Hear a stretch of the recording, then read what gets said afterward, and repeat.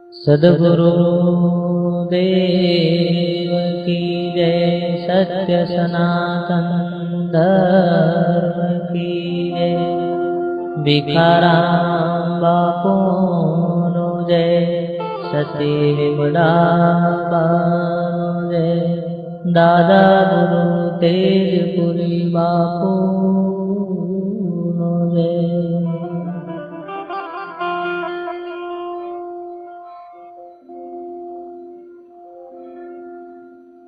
पहला सद्गुरु को गाइए,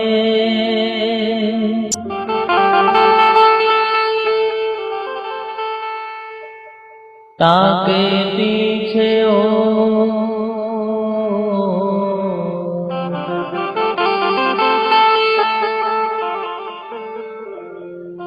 भवसागर का जीव को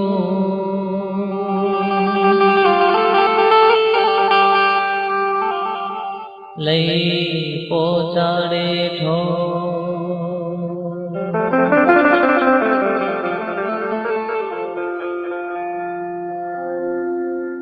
मैं अपराधी जन्म को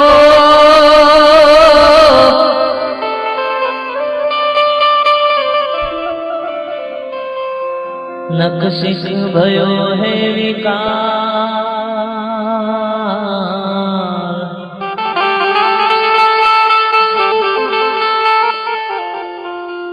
तुम दातार रख वृंजना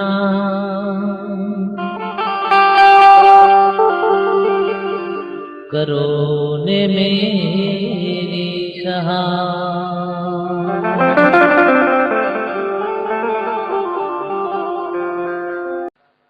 सत्संग भजन ए मनुष्य जीवननी सार्थकता छे। सत्संग ए बोली नाखवू सांभળી लेवू। भजन एटले गाई लेवू सांभળી लेवू ए भजन नथी, पण सत्संग भजन ए आपणुं जीवन छे। भजन आपणुं जीवन थई जाय तो भजन सार्थक छे।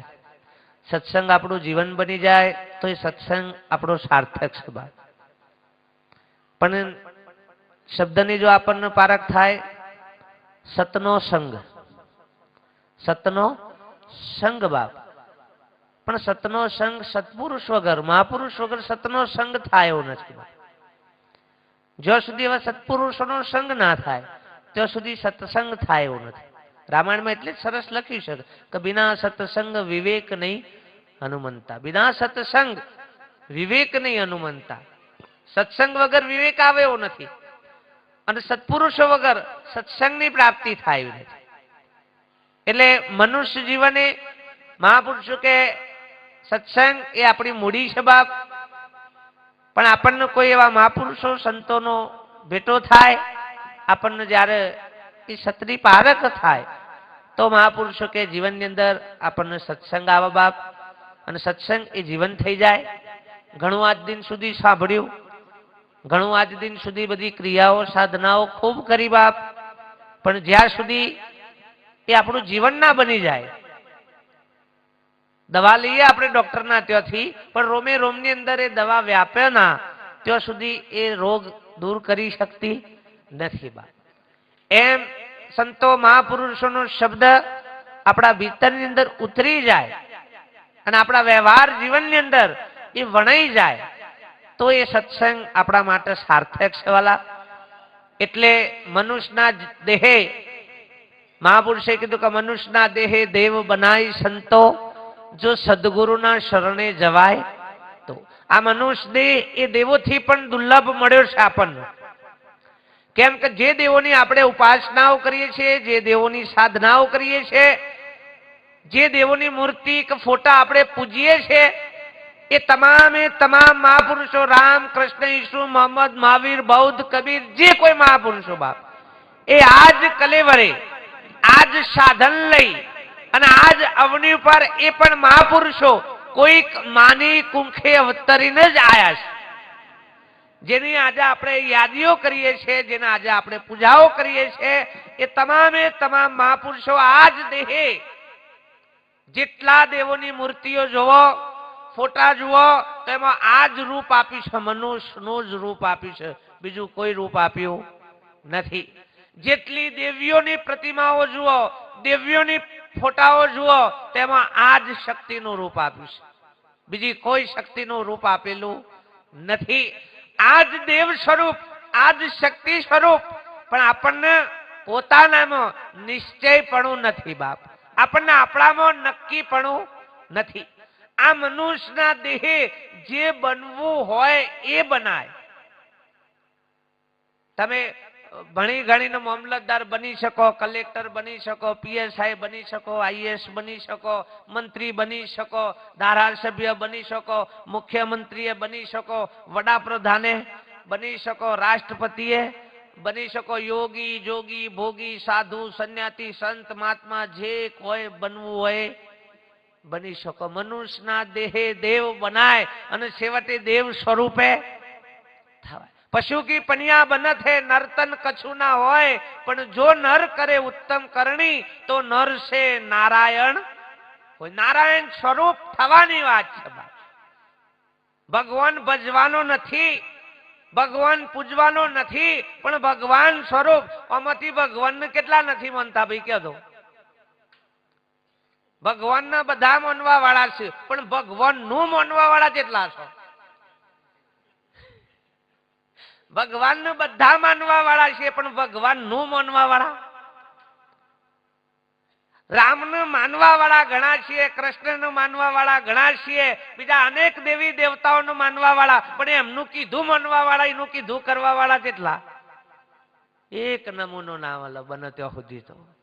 હા, અને એ જો થઈ જાય તો આ બધું કૂટવું પડે એવું જ નથી. હમ તુમનું દફતર ગુમ હુકા થેલા ઊંચા કરવા છે બધા આપણા. અમારે હું કો બૂમો પાડવી પડે? આટલામાં જ કેસ સોલ્વ થઈ જાય હોશે. અને એટલે જ પેલી લોક અદાલત કાઢી. લોક અદાલત, પેલી અદાલતમાં તો ફેરા જ છે, અને તો ટોપ જ ખવડાવવાના. કેમ કે જલ્દી જજમેન્ટ આલીએ વાહ, ન કઈ ઓનો ખેલ પતી જાય પાછો. જલ્દી જજમેન્ટ આલો તો એનો કેસ પૂરો થઈ જાય હશે. એટલે પેલી વચમાં લોક અદાલત કાઢી કે ભાઈ બે બાજુથી ભેગા કરી અને કોઈ કરીને, અને અમે હરેક ઝઘડાનું મૂળ છે લેન્ડ તો સમાધાન ન જવા એના કરતા પેલા રાખો. પણ પેલા અહમ એટલો ઠુહાઈ વાળો હોય ને, નહીં ના માનું, ભલે ખર્ચી નાખું કી, હા પણ ના માનું. અને પછી બે બાજુ થાકે ને કે એમ કોક વચલો રસ્તો કાઢો. શું કી? વચલો રસ્તો કાઢો. વચલો રસ્તો પહેલાથી હતો પણ દેખાતો અહમ એટલો બધો હતો ને, એટલે આપણને વચ્ચેના જે સરળ માર્ગો છે. હું ઘણી વખત સત્સંગમાં કહું છું કે સત્સંગ એક એવી ભૂમિકા છે બાપ, કે જે વાત સીધી હતી, જે વાત સીધી હતી એ વિધિમાં બેઠી. વાત સીધી હતી એ હેમાં બેઠી? વિધિમાં બેઠી. આમ વિધિમાં બેહો ને એટલે જલ્દી ને કરવા દે. ઈ કને મારા જેવા પંડિતો છે, તમારો ખેલ જો સુધી બરોબર નેચોય ના નાખે ને ત્યાં સુધી તમને બહાર આવવા દેવા. આટલું ભણતર ઘંટર, આટલું એજ્યુકેશન સાહેબ જો શિક્ષણ વધ્યું છે, ભૌતિકતા વધી છે, સુખ સંપત્તિના સાધનો વધ્યા છે, પણ માનસિક સ્થિતિ દિવસે દિવસે બગડતી જાય છે બધાની. ભલે શારીરિક રીતે સગવડ ફૂલ આપણને મળી છે, તમને મને બધાને શારીરિક સગવડો ખૂબ મળી છે, પણ માનસિક રીતે આપણે દિવસે દિવસે સંકુચિત થતા જઈએ છીએ. આપણી માનસિક સ્થિતિ દિવસે દિવસે બગડતી જાય છે. ભૌતિક સાધનો ખૂબ છે સુખ સગવડના, પણ જ્યાં સુધી આધ્યાત્મિક સાધન નથી ને બાપ, ત્યાં સુધી સાચા સુખની, સાચી શાંતિની પ્રતીતિ નહીં જ થાય. ભણેલો ગણેલો યુવા વર્ગ સાહેબ સુસાઇડ કરે છે, અભણ લોકો નથી કરતા. અભણ લોકો નથી કરતા, ભણેલો ગણેલો વર્ગ સુસાઇડમાં વધારે. કેમ? શું તકલીફ છે બાપ? સારા ઘરના લોકો સુસાઇડ કરે છે, માગીને ખાય છે ને એ તો નથી સુસાઇડ. એ હજી મૂળ બને ત્યાં સુધી એવા કેસ ઓછા છે, પણ સારા ઘરના વ્યક્તિઓ છે એ કેમ? શું તકલીફ છે બાપ? દિવસે દિવસે અહમ આપણો વધતો જ જાય છે, વધતો જ જાય છે બાપ. ભૌતિક શિક્ષણ એ વધ્યું છે, પણ આધ્યાત્મિક જે સંસ્કારોનું શિક્ષણ હોવું જોઈએ ને એ કથળતું જાય છે. અને એનું મૂળ કારણ બાળકો નથી, આપણે ખુદ પોતે જ છીએ બાપ. આપણે ભૌતિકતાનો વારસો આપ્યો, સુખ સંપત્તિ વૈભવનો વારસો આપ્યો છે, સંસ્કારોનો વારસો આપણે આપી શકતા નથી. અને આપવામાં ના આવે, આપણામાં હોય તો જ આવે. નકા આપવો તો બધાને જ છે. રાવણના છોકરા તો હારા જ પકાવાતા. હા, પણ પોતાને હારું થવું. આપણે છોકરા તો શ્રવણ, એટલે દારૂડિયાના છોકરા દારૂડિયાને એમ જ ઈચ્છા છે કે મારો છોકરો દારૂ પીવો જોઈએ નહીં, પણ પોતે શું કરી રહ્યો છે એ ખબર નથી. આપણે આપણી સંતતિ તો સારી જ પેદા કરવી છે બાપ, સારા જ સંસ્કારો, પણ આપણામાં સિંચન એનું કરી શકતા. અને તમારામાં જ લાવો. મારા ગામડામાં કહેવાતી કુવામાં હોય તો વાળામાં, કુવામાં હોય ને તો જ વાળામાં આવો બાપ. પણ ભાઈ આજે આપણે આ બધું જ ભૂલતા જાય છે. અને દિવસે દિવસે તમે જુઓ તો આટલું બધું કોમ્પ્યુટર યુગ, આટલું બધું હોવા છતાંય હજી માનસિક સ્થિતિઓ એટલી બધી કથળતી છે ને, એટલી બધી કથળ. તમે ડિગ્રીમાં આગળ હશો, ડિગ્રીમાં તમે બધા આગળ હશો. આમ તો જો કે હું તો અભણ જ છું, ગામડાનો છું, છતાંય તમે મને હોભળી રહ્યા છો એટલે મને એમ થાય છે કે મારા કોક સદગુણ દયા છે.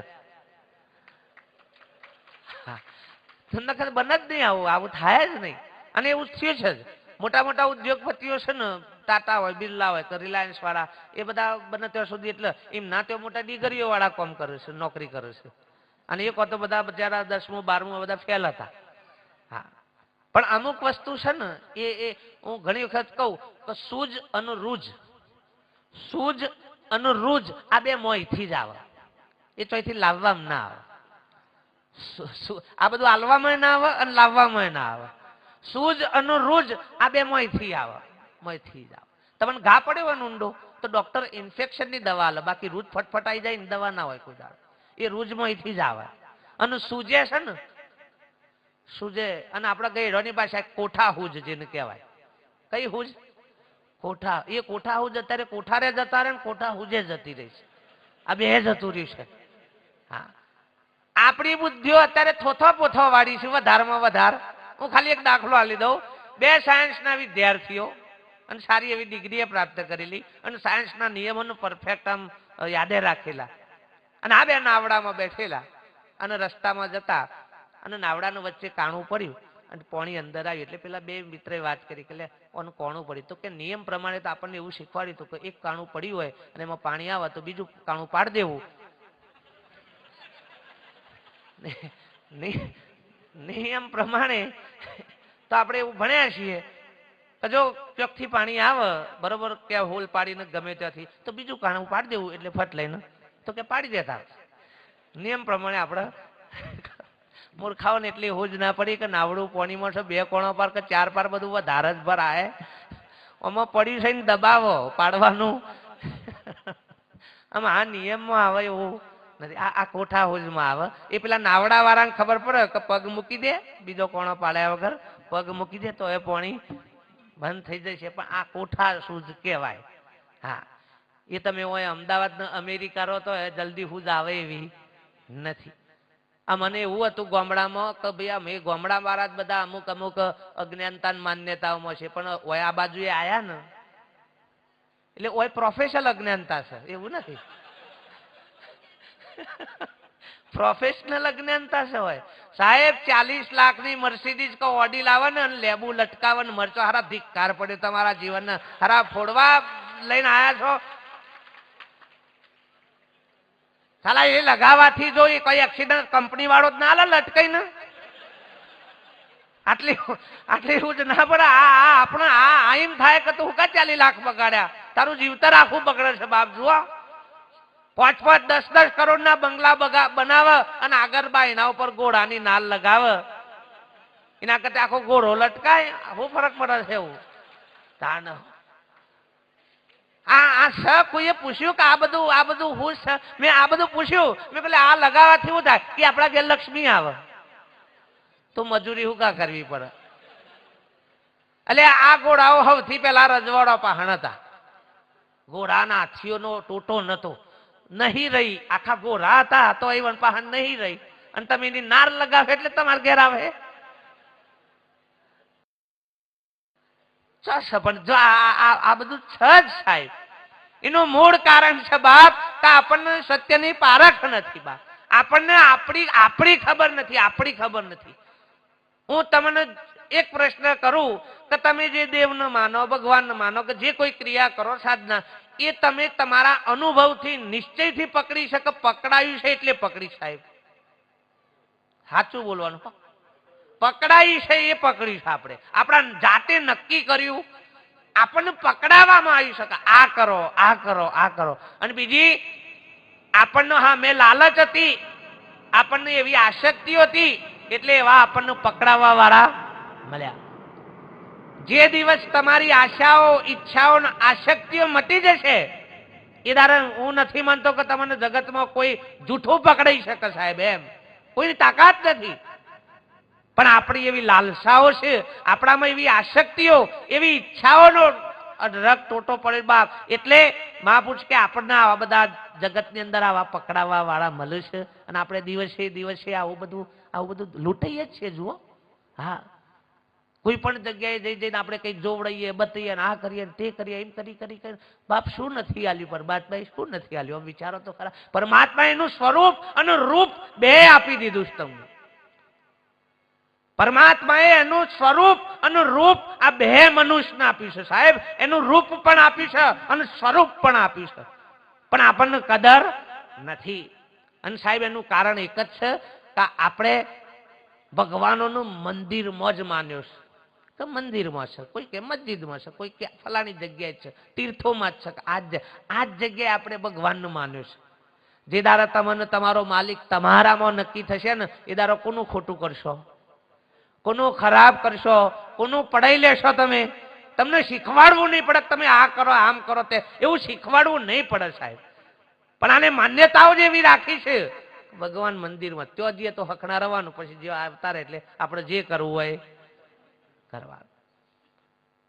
સેવા પૂજા કરીએ ત્યાં સુધી તમે જુઓ તો બધું આ ચાલ્યું છે ને, એ જબરું ચાલ્યું છે. સવારના પોળમાં મારા ભેળવા કલાક, અને પછી એથી ઉઠક એટલે બધાને ફેવરા કલાક મારા ફેરવા, અને પછી એથી ઉઠ્યો કે એટલે બધાને ફેવરા, આખા અમદાવાદ ને ફેવરા. પણ બાપ એ નહીં ફેવરે ને તો ચાલશે. પણ મહાપુરુષો કે તારું એક વખત મન ફરી જાય તો પેલી ફેરવવાની જરૂર નથી બાપ. પણ આપણે બસ આ ક્રિયા આ બધાની અંદર આપણે આવી. હું ઘણી વખત કહું બાપ કે આપણે બધા પૂછીએ કે ભક્તિ કોના માટે કરો છો, ભજન કોના માટે કરો છો? આપણે બધા એક જ, ભગવાનને તમારી ભક્તિની જરૂર જ નથી બાપ. તમારું ભજનની ભગવાનને જરૂર જ નથી. એનું થઈ ગયું છે, એનું તો થઈ ગયું છે. તમારું તમારા માટે કરવાનું છે. હું ભજન કરું છું તો મારા માટે, તમારા માટે નથી કરતો. તમે કરો છો તો તમારા માટે કરો છો બાપ. ભજન સ્વયં નું હોવું જોઈએ બાપ. પણ ભજન શું છે, ભક્તિ શું છે એ ખબર નથી. ભક્તિ મહાપદાર્થ, નરસિંહ મહેતા એવું કે છે બાપ, ભક્તિ ભૂતળ મહાપદાર્થ બાપ. આ મહાપદાર્થ છે.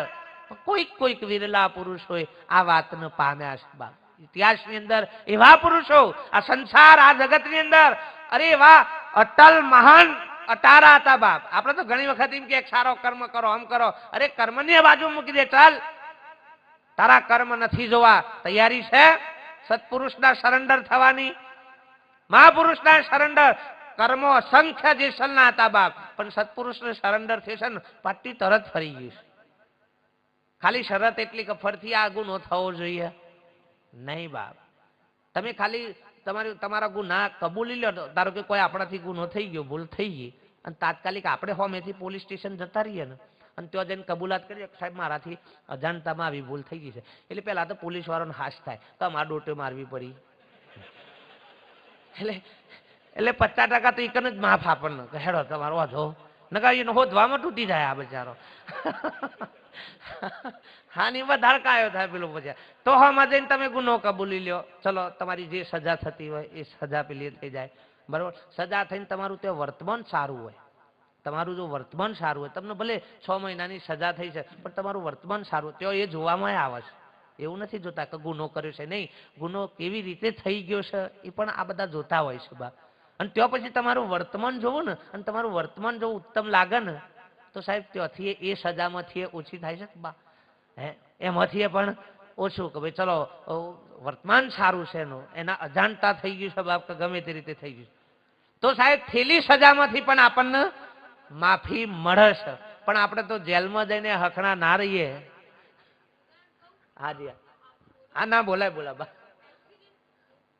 હાલો હાલો હાલો હાલો હાલો ભાઈ હાલો હાલો